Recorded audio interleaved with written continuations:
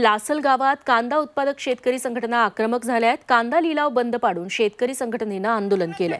भारत दिघोळे यांच्या नेतृत्वाखाली लासलगाव कृषी उत्पन्न बाजार समितीतील लिलाव बंद पाडण्यात आले। निर्यात शुल्क रद्द करून कांद्याला योग्य भाव द्यावा अशी मागणी आंदोलकांनी केली।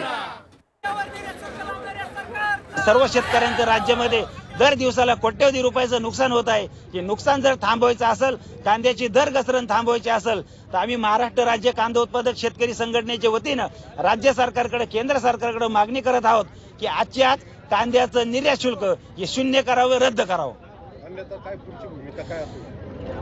कांद्याचं निर्यात शुल्क आणि रद्द केलं नाही, शून्य केलं नाही तर राज्य सरकारला आणि केंद्र सरकारला महाराष्ट्र राज्य कांदा उत्पादक संघटनेच्या वतीने आम्ही इशारा देतो की यापेक्षा मोठे आंदोलन संपूर्ण राज्यात होतील, राज्यव्यापी आंदोलन केलं जाईल। त्या अर्थानं जर विचार केला तर केंद्र सरकारने 20% जे निर्यात शुल्क लावलंय हे एकदम जुलमी आहे। आज जर विचार केला तर आज कांद्याचं जर इथं आवक बघितली तर लासलगाव कांदा मार्केटमध्ये हजारोच्या संख्येनं आज वाहनं आलेले आहेत। लासलगाव कांदा मार्केट हे 100% पूर्ण भरलेलं आहे आणि असं असताना आज कांद्याचे दर जर बघितले आपण तर 1200 ते 1500 दरम्यान सरासरी कांद्याचे बाजारभाव मिळत आहे।